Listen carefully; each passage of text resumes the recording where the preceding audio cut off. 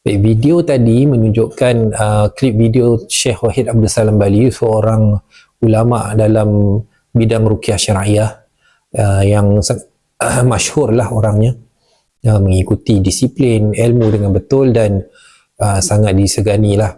Kitabnya menjadi rujukan antara kitab permulaan untuk kita baca untuk memahami ruqyah yang benar dan yang salah. Jadi dalam video tersebut, isu yang saya ingin bangkitkan adalah beliau sendiri telah menyebutkan bacaan ruqyah menyebabkan jin terbakar. Saya telah ulang video tersebut, klip tersebut 2 kali, di mana beliau menyebut perkataan, aku akan baca sampai kau terbakar. Jadi ada sahabat saya, segolongan daripada golongan sahabat saya yang menafikan hal tersebut lah. Mereka berkali-kali mengatakan mana datang mengatakan bahawa jin terbakar dengan Al-Quran. Ada yang mereka kata jin, kalau jin baca Quran jin terbakar, macam mana Nabi nak dakwah? Tentulah Nabi sakit, tentulah jin yang sakit terbakar kan. Sepatutnya menunjukkan bacaan Quran ini membawa rahmat, jin tu menghayati. Itu hujah mereka lah. Jadi mereka menafikan jin terbakar. Saya pernahlah masuk dalam live mengatakan azab.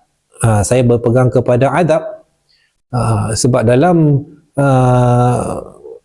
tafsir Qurtubi lah, beliau mengatakan dalam Al-Quran terdapat penyembuhan bagi tubuh dan hati dan azab bagi syaitan.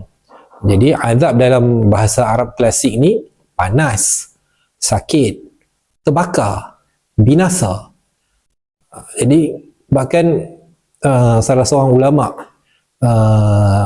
Syekh Abdul Aziz bin Bas, dalam majmu' fatwa Ibn Bas, beliau berkata Al-Quran menyakiti jin dan melemahkan mereka, dan ada kalanya mereka terbakar disebabkan bacaan tersebut. Ini lafaz yang paling jelas menunjukkan ulama ahli sunnah menerima. Sebab tu saya kata takut kita ni lebih lajak dari laju, sudu lebih dari kuah, sampai kita menafikan benda yang ada dalam manhaj kita. Ini kebenaran. Kenapa kita menafikan, kita menolak kebatilan, sampailah kali kita rojakkan sekali dengan hal-hal yang diterima, yang benar, yang hak, kita nafikan. Banyaklah ulama macam Syekh Muhammad Salih Al-Utsaimin, dia kata jin mendapat kesakitan yang sangat berat akibat bacaan Al-Quran.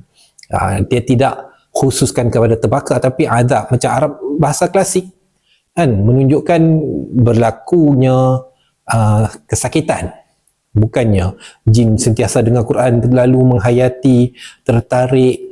Tengoklah jin jenis apa. Kalau jin yang syaitan, dia akan terbakar. Kalau jin yang nak beriman, dia akan mendapat rahmat lah.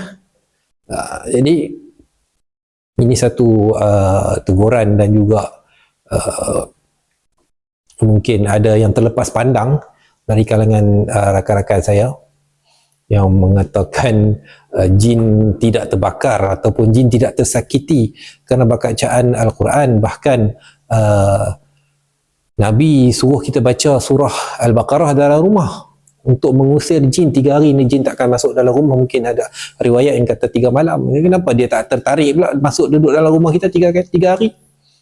Itu menunjukkan ada kalian mungkin terlepas pandang lah. Ya, saya menegur kerana itu membawa kepada kefahaman yang menyimpang. Okey. Jadi kita lihat dalam kita gairah memberi teguran, dalam kita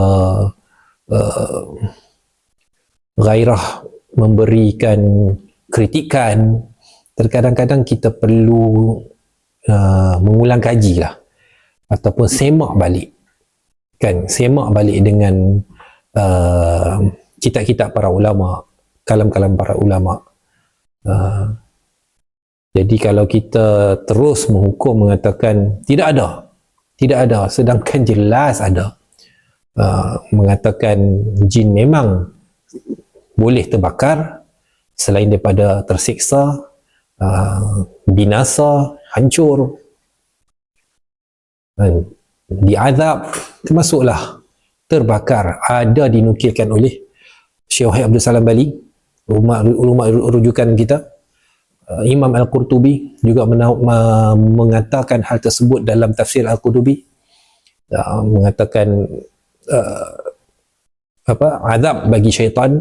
Dan juga Syekh Abdul Aziz bin Baz rahimahullah di dalam Majmu' Fatawa Ibn Baz dengan secara jelas mengatakan ada kalanya mereka terbakar disebabkan bacaan ruqyah tersebut dengan lafaz yang begitu jelas. Jadi saya minta kepada para sahabat saya untuk kita membuat ulang kaji, semak semula dalam hal tersebutlah. Barakallahu fikum.